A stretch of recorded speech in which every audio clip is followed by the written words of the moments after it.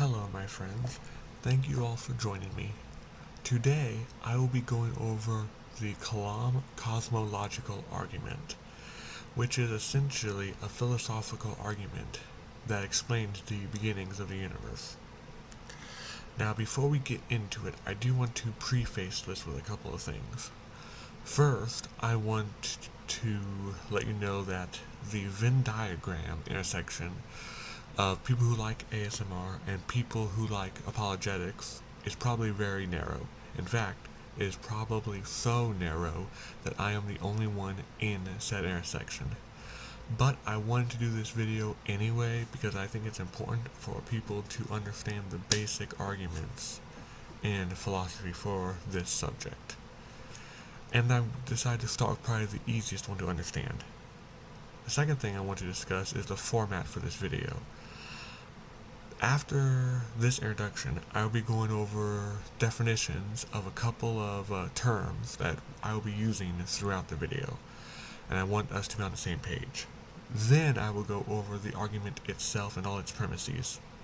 Then after that, I will go through the ontological properties of said premises, and then I will finish off the video by going over the common objections that I have heard to this argument. So, without further ado, let us get going. First, we need to define some terms.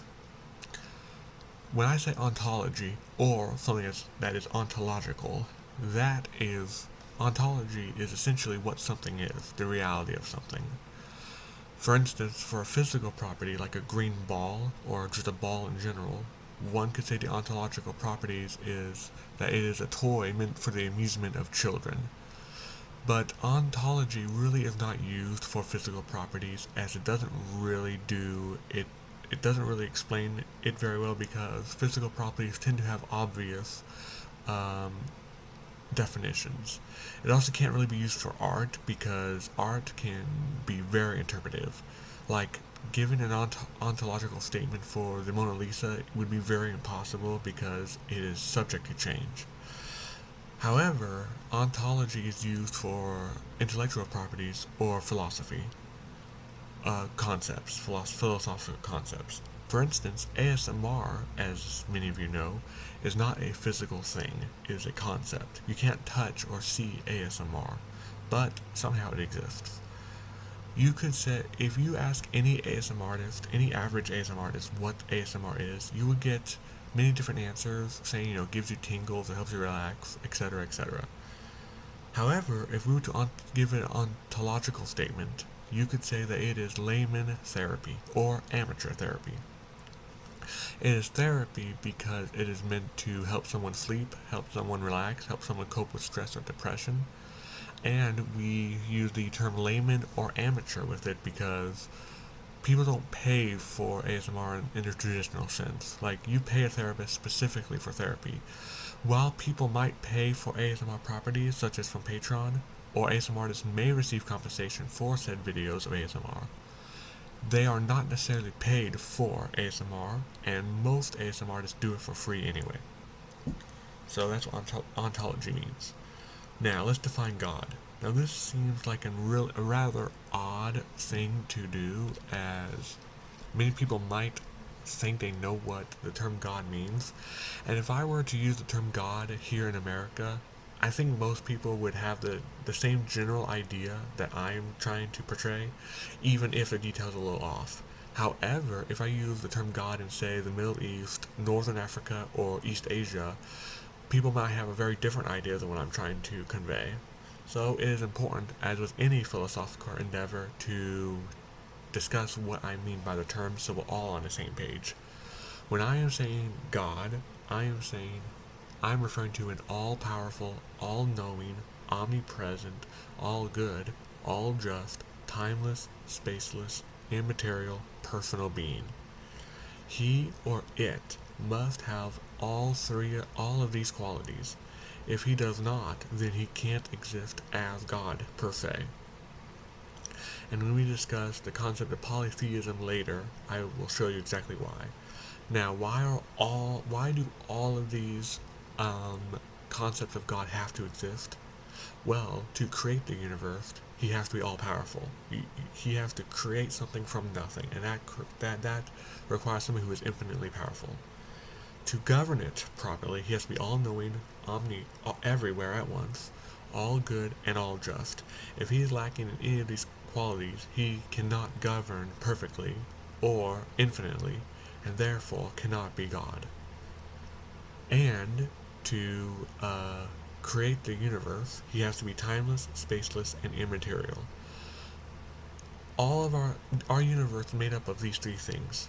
In its bare bones explanation, the universe is made up of three properties. It's made up of time, made up of space, and made up of matter. This is obvious when you take away one. For instance, if you had time and matter but no space, where would you put the matter? If you had space and matter but no time, when would you put the matter? If you had time and space but no matter, how would you even know that time and space even exist? You have to have all three. And God, by this definition, has to be outside of time, space, and matter because he has to create a universe that does not yet exist. He can't be in space if space does not exist yet. And he has to be a personal being. For God to exist, he can't be like a plant that goes through the motions and he just creates universes every so often, because that would not be all-powerful or all-knowing. He has to be personal. In other words, he has to be able to choose when to create a universe. So that we're on the same page, these are definitions we will be working with. So now, let's get on to the actual argument. Okay, so now on to the actual Kalam Cosmological Argument. Now, most, if not all, philosophical arguments are in this format. It will be the premises, the sub-premises, if said argument has them, and the conclusions. Some arguments will have a conclusion followed by more premises based on that first conclusion. But, as you can see, this argument is rather simple, so let's go over it. Premise 1. Everything that begins to exist has a cause. Premise 2. The universe began to exist. Conclusion. Therefore, the universe has a cause. This is a simple yet elegant argument that basically uses very fundamental principles that we have in life to come to its conclusions. But even though it does seem a bit simple, it's prudent to actually go over the ontology of each of the premises. So let's do that real fast. Ontology of premise 1. As a reminder, ontology is the study of reality, or the study of what something is. Now, to understand how this premises comes about, you have to understand that philosophy relies on laws and principles, similar to any other subject, such as science. Science relies on laws and principles as well. Some common examples of philosophical principles are the law of non-contradiction, which states that event A and not A cannot be correct at the same time, or cannot be true at the same time. For instance, a man can't be alive and dead at the same time. He can be alive or dead, alive at one point and dead at another point, but cannot be both alive and dead at the same time. And of course, the numerous principles of negatives. For instance, you cannot prove a negative, and if a positive cannot be proven, the negative is normally assumed. So that's where premise 1 comes from. It assumes certain principles of philosophy. Now when it comes to the actual point of beginning to exist, well, how do we know that happens? Well, everything that can be sensed by beings, whether it be humans or bacteria or whatever, anything in between, everything that can be sensed has a beginning. For instance, in large scale, you have a beginning. In the short period, you have a beginning, and the cause of that would be the egg and the sperm uniting to create you. However, if we're going to long-term cause and effect, the long-term cause would be the Big Bang Theory. At some point, the atoms that were there went in to create you, which before created your parents, before that created their parents, etc., etc. But pretty much everything that we can experience as humans has a cause. Even immaterial things such as thoughts. Like, your thoughts don't happen in a vacuum. They happen from one form or another. In fact, one could even argue that your thoughts came from the fact that you were created via sperm and egg. Now, on the subject of things that cannot be experienced despite them having a beginning, one example, while not perfect, would be the computer program example. A computer program may change, learn, and evolve, but the process by which it can is its creator. The creator gave it the tools and the code it needs to do that. It cannot see nor sense the programmer, but nonetheless, he exists. Just because you cannot see the cause does not mean it does not happen. So even if we don't exactly know what the cause of a certain event is, we know, nevertheless, it has to have a cause, because everything else that can be measured has a cause. And that is essentially what the ontological principles of premise 1 is. As you can see, when we talk about ontology, it can be a little confusing because it really at the same time, ontology basically brings a property to its basic terms while at the same time stretching it. So let's go on to the ontology of premise 2. If you guys recall, premise 2 says that the universe began to exist. Yeah, premise 1, everything that begins to exist has a cause. Premise 2, the universe began to exist. So going to the ontology of premise 2. Now, when it comes to premise 2, this one is probably the most controversial of the three premises, because many philosophers, whether it be ancient philosophers or modern philosophers, have argued that this one is not as apparent. However, there's ontological basis for the belief that it is indeed apparent. First off, the best evidence in science to the cause and effect of the universe is the Big Bang Theory, which shows that the universe began from one singularity event when all the matter in the universe was condensed into one area. Now, I am not an astronomer, that is not my field of expertise, so all I can do is give you a more basic explanation to how I interpret this. And anybody who watches my videos know that biology is my bread and butter, and I can explain things in that a lot better than in astronomy. But essentially, as I understand it, a singularity is literally when all of the matter in the universe is in a singular area. As we know, pretty much whether it be planets or whatever, all forms of matter have spread out. Like, my computer is right here, but my refrigerator is another part of my home. But at some point, the atoms that made up my desk, me and the refrigerator, were all in one speck of an area at one point. So that's basically what the singularity is. And then it expanded, and here we are. And of course, if anybody can tell, the thing is, if that is true, that means that there was nothing before the point, and the matter had to come from somewhere. Atoms are matter, even if they are tiny. Now, there are other theories out there to the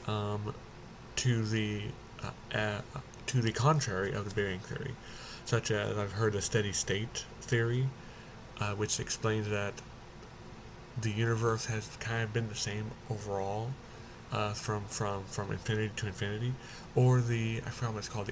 I think it's like the oscillation theory or something like that, where we have different Big Bang Theory events, and then at some point, while it's stretching out, it will condense again, and we will have another Big Bang. We have another Big Bang. However, the evidence that we have right now in modern science shows that most likely the universe had a beginning and is waning to an ending. We know that there's good evidence that it had a beginning, which would be the Big Bang Theory, and as we lose energy, it's going to an inevitable end. The laws of thermodynamics and the laws of the conservation of energy shows this.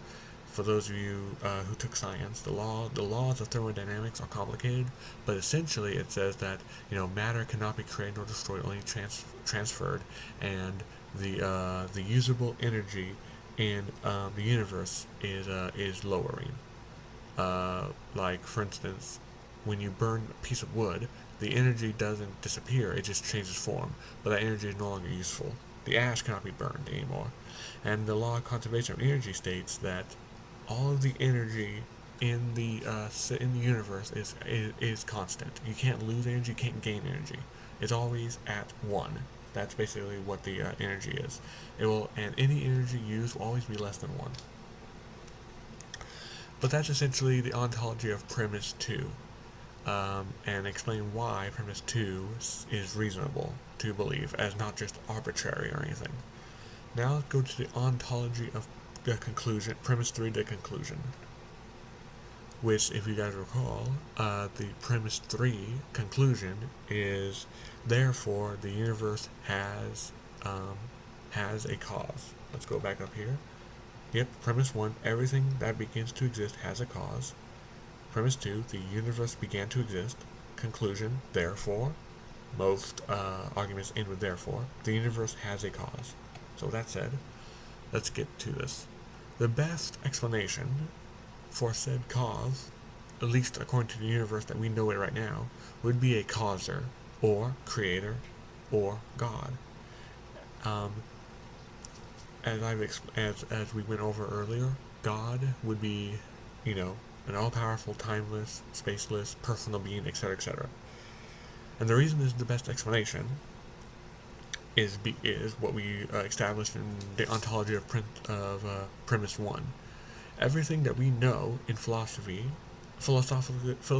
logically, and scientifically, everything that we can experience has a cause, whether it's apparent or not. So there's no reason not to think that the universe does not have a cause of itself. And in terms of philosophy, monotheism gives the best answers. Why? Well, polytheism, as is, does not adequately explain because the presence of more than one God negate many necessary qualities. For instance, all-powerful means that you are second to none. However, if there are two gods, for instance, if they're equally powerful, they can't be all-powerful because they're not more powerful than the other god.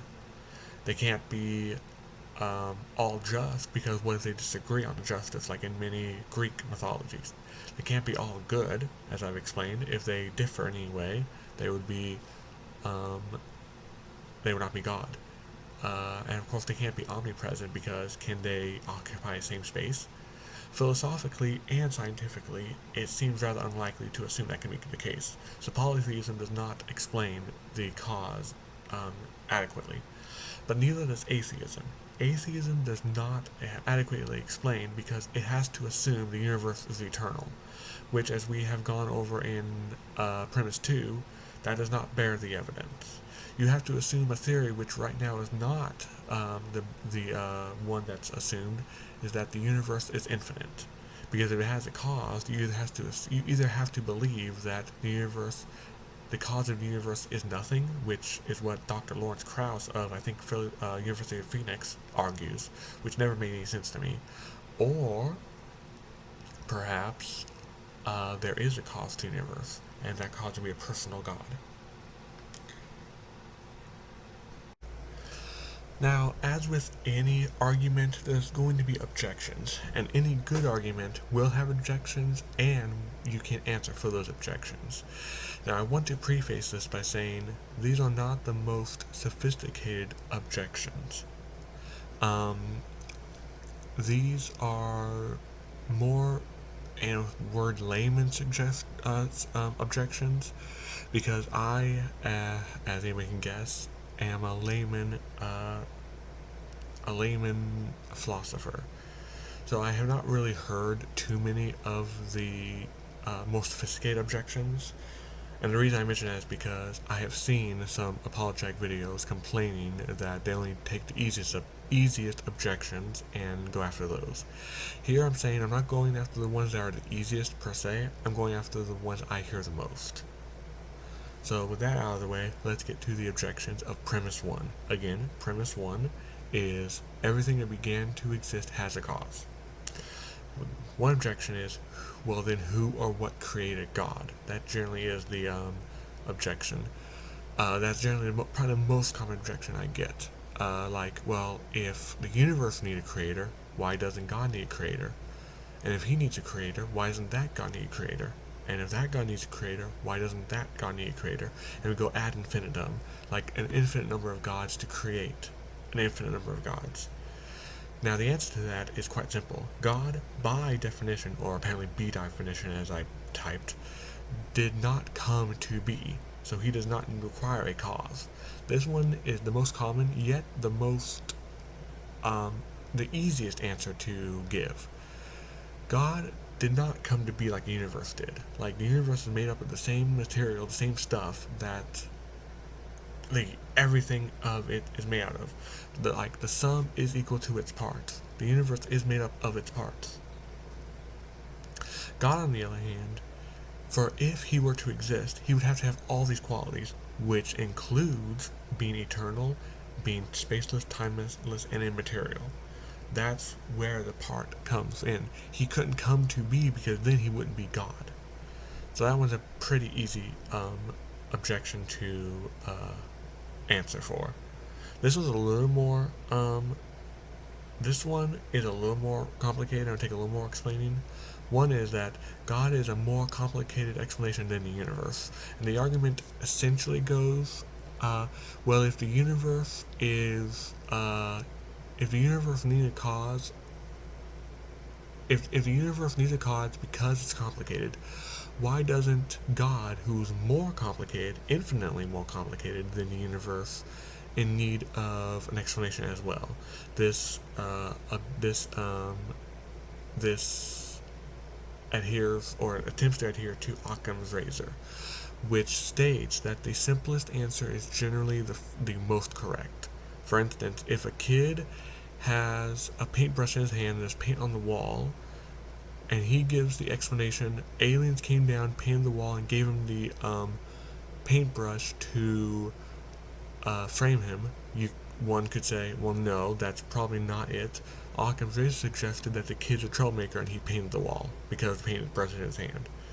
So that's basically what Occam's razor is. It's saying that, well, God is more complicated, so therefore the simplest answer, the universe just is here, is more correct. And the answer to that, it's a little complicated, but really makes sense if you think about it. God is both a complex and a simple answer. In other words, he's complex in the way that we cannot understand him, we cannot see him, we cannot feel him.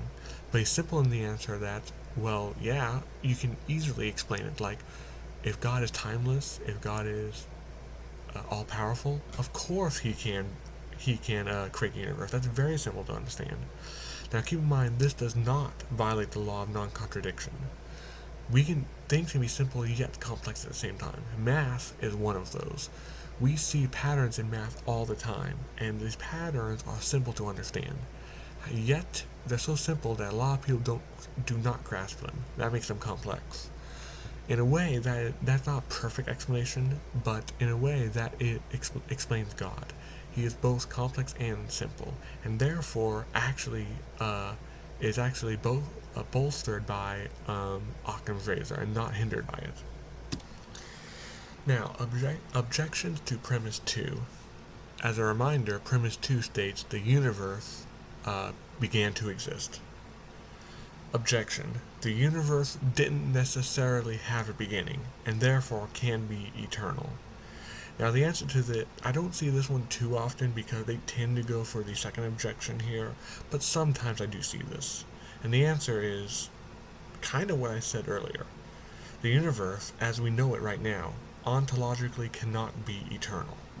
If the universe had a beginning, clearly it can't be eternal. Again, the law of non-contradiction. It can't be both finite and infinite at the same time.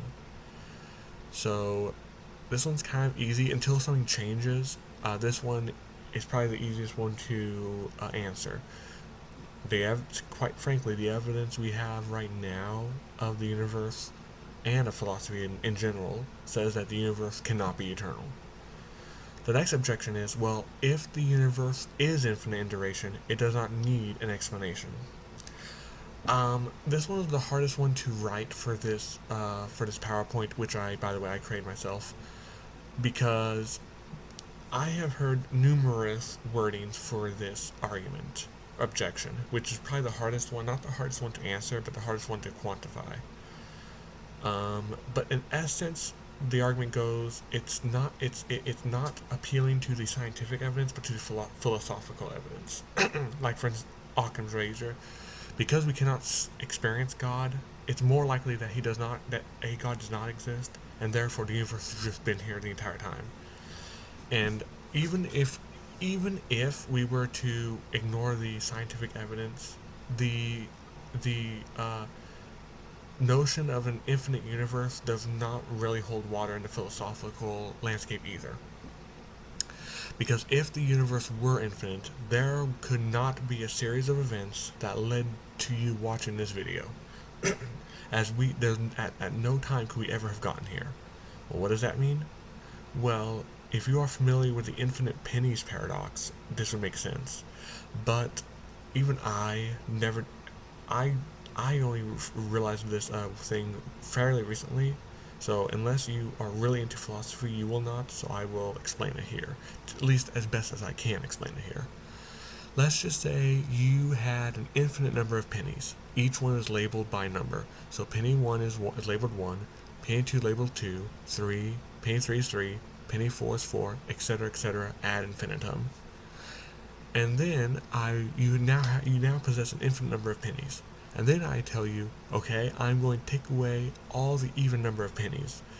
So I take penny 2, 4, 6, etc., and I leave you with penny 1, 3, 5, etc.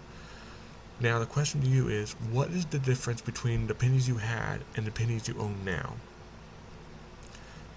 Well, if you've been thinking about it, this seems confusing, but you are left with an infinite number of pennies. Yet half of infinity is still infinity. That's confusing because you lost pennies, but according to what infinity is ontologically, you still have the same number of pennies. That's what makes it a paradox. Now, what does that have to do with what we're talking about? Well, this illustrates the fact that if we lived in an infinite universe, there's absolutely no way we could have gotten to where we are now. Because, again, if you take out any number of infinity, you're still left with infinity. And that's the problem with the idea of it being infinite. There's no philosophical way to explain how we got to here now if there's an infinite number of events and an infinite number of time behind us, because there's just no way we could have gotten here. And that's essentially how to answer that objection. That seemed a little confusing, but hopefully the idea of the infinite pennies explains it a little better. Alright, now objections to the conclusion. The conclusion, if you recall, is, therefore, the universe began to exist. The universe has a cause. Now the first objection to this that I hear is, the conclusion does not automatically point to a God. This one's pretty easy to answer, as the quick answer is, well, yes, what's your point? Because the argument is not meant to, as the conclusion does not mention the existence of a God. All the conclusion does is says that the universe has a cause. It doesn't say that cause is a God. However, it is good for the validity of the argument if this is recognized. If one can recognize that without even someone saying it, then it probably means that, yeah, the most likely event is that a God created the universe. In fact, a couple of debates I've seen involving the Kalam Cosmological Argument, the first one to mention the idea of a God in the argument is the person arguing against it, not for it. And that is a really good sign for the validity of the argument. Because, again, if you were to go read the conclusion, it does not at all say anything about a God. It just says a cause. Next objection is the universe does not necessarily need a cause to begin. Lawrence Krauss, I think, makes this argument essentially. Again, this was like the other objection, where I hear this kind of objection, but it's worded differently each time, and this is basically an amalgamation of how I hear it. But essentially saying that, well, yeah, the universe may have begun to exist, but that doesn't necessarily mean it has a cause, because the universe in of itself is different from our experiences. And again, Lawrence Krauss kind of makes that argument by saying that indeed, literally nothing created the universe. And he tries to explain away what nothing means. Like nothing means something different than what we're used to. And the simple answer for this is, this makes assumptions about our experiences that have not been proven to be possible. And this is kind of ironic because one of the objections to the Kalam argument in general is that it makes assumptions that cannot prove. But to object to this, you have to assume that our experiences at one point were different than they are now. And philosophy doesn't really change, nor does science. Nothing that we have seen shows that something is causeless if it began to exist. The only way for something to be causeless is if it were to be infinite. And here are general objections. These are the objections to the argument in general, not to one specific premises. To recap, the general argument is: premise 1, everything that begins to exist has a cause. Premise 2, the universe began to exist. Conclusion, therefore, the universe has a cause. Alright, now to the general objections to the argument as a whole. The common objection I hear is, this argument does not point to the Christian God. It's kind of odd that this is one I see all the time. Probably the most common objection of all of them is this one. And the funny thing is that the way to answer that is not the purpose of the argument. In fact, the argument has origins in Islamic philosophy. It's not believe it or not, this was not a Christian argument, but a Muslim argument, an Islamic argument. Because that's pretty much the best way to answer that, is that it's not a Christian, it does not point to the Christian God per se, because it is not a Christian argument. It does, however, point to the general monotheism, and if there are objections to that, I have not really seen them, as it seems like, at least among the layman philosophers, that they kind of accept that this is a monotheism argument and pretty much yield to that. But in short, no, this is not a Christian argument, even if it is used in Christian apologetics a lot. Objection 2. The two premises make assumptions to prove a conclusion. The answer here is that the two premises works on established rules in philosophy and does not invent anything new. Basically, what the objection is objecting to is that we are special pleading to make our case. In philosophy, you always build your premises to a conclusion. Start with the premises, end with the conclusion. But special pleading is you start with the conclusion and end with the premises. And that's what the objection here is. To understand what special pleading is, let's go with an example. Let's just say that Tyler and Gina are playing chess. If Gina loses to Tyler, Tyler says, well, yeah, you lost because you're a girl. If Gina beats Tyler, he says, well, yeah, you won because you cheated. He's going to the conclusion that girls cannot play chess properly and built his premises around that. That's essentially what this is. It's accusing the argument of starting with the conclusion that the universe began to exist, and then building our premises from that, going backwards, if you will. The weird thing is that this does not invent anything new. Like, it doesn't the argument does not arbitrarily decide that everything that begins to exist has a cause. This is a philosophical principle that most philosophers run on. That's probably why I've never really seen any formal debates with people against William Lane Craig, who did not author this, did not create this argument, but did modernize it and uses it the most now. So the accusation that the two premises um, go on special pleading laws does not work, especially given that premise 2 works on laws that are found in science. Clearly they're not made arbitrarily, because even in science it says that premise 2 has validity. Of course, some would argue that it also makes assumptions for monotheism.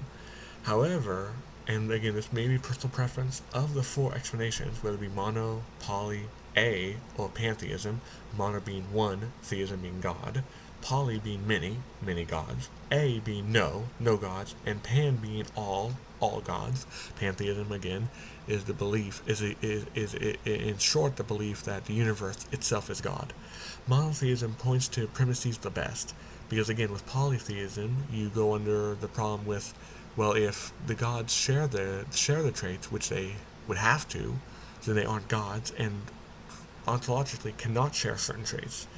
Atheism goes under the assumption that something that's uncaused can, something that begins to exist does not necessarily need a cause, which we have not seen to be possible. And pantheism, for pantheism to be true, you would have to assume that the universe somehow created itself. And again, that also has problems in the general, that also has problems in philosophy.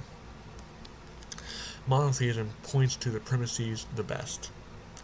And that really concludes our talk for the day. So one more time to make sure we have it straight with the argument itself. Premise 1, everything that begins to exist has a cause. Premise 2, the universe began to exist. And we understand this through modern science. And conclusion, therefore the universe has a cause. I just want to I'm definitely not trying to be condescending. I just want to reiterate that just in case there was a little confusion, because sometimes when I started studying this a couple of years ago, even I got confused with the simplest stuff. So I just want to, any good teacher repeats what they have to. Well, that is all for me today. So please subscribe to my channel and like and share this video, as that is the best way to help small channels like mine. Anyone who has done ASMR understands this. So please, thank you very much for doing that. So thank you all very much for watching. I appreciate it more than you can ever understand. Have a wonderful day, and God bless you all.